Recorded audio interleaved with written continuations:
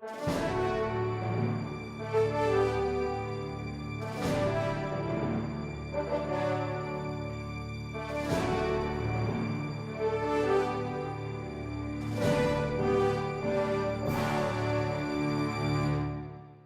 was a student naval aviator then at Sofley Field, and I had never, frankly, I'm from Indiana, and I had never heard of the Blue Angels when I first got into flight training.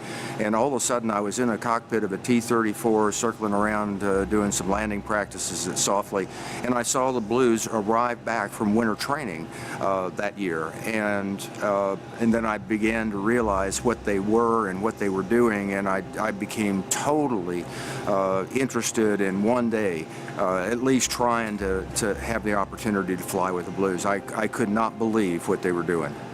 In 1973, when I first joined the team, the slot pilot put me in the back seat, and we took off in a two-plane formation with the lead, of course, in the lead, and the slot pilot on the right wing.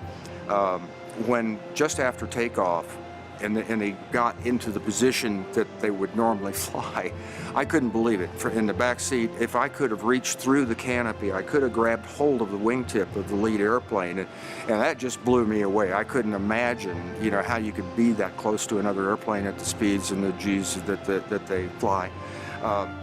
When you're flying an airplane like the Blues do, the airplane becomes an extension of your body and your mind.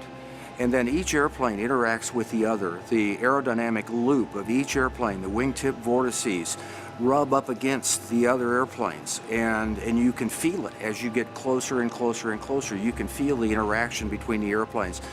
We, the wingmen, push around the lead airplane all the time, control the rate of roll. And the boss is just trying to modulate the rate of roll to keep it consistent. It becomes, I guess, maybe sort of a spiritual experience, but it's far more when you see 6 people, 6 airplanes doing a delta loop or a delta roll. It's far more than just a loop and a roll. It's just amazing, and it does things. It invokes feelings in people about being able to do things they never thought possible. And the Blues, get accustomed to it. We talked earlier about complacency, and just don't think anything about it. It's just normal for them.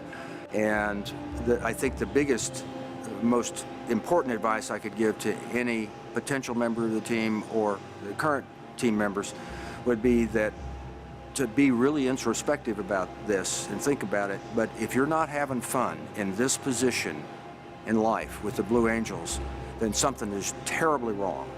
So you need to realize that it's not okay to be not having fun when you're in a position like this. Because if you're really not, if you're really taking everything so seriously and not enjoying what you're doing, then you're really doing a disservice to yourself as well as to the Navy, Marine Corps, and Coast Guard, and Naval Aviation. So yeah, they ought to be having fun.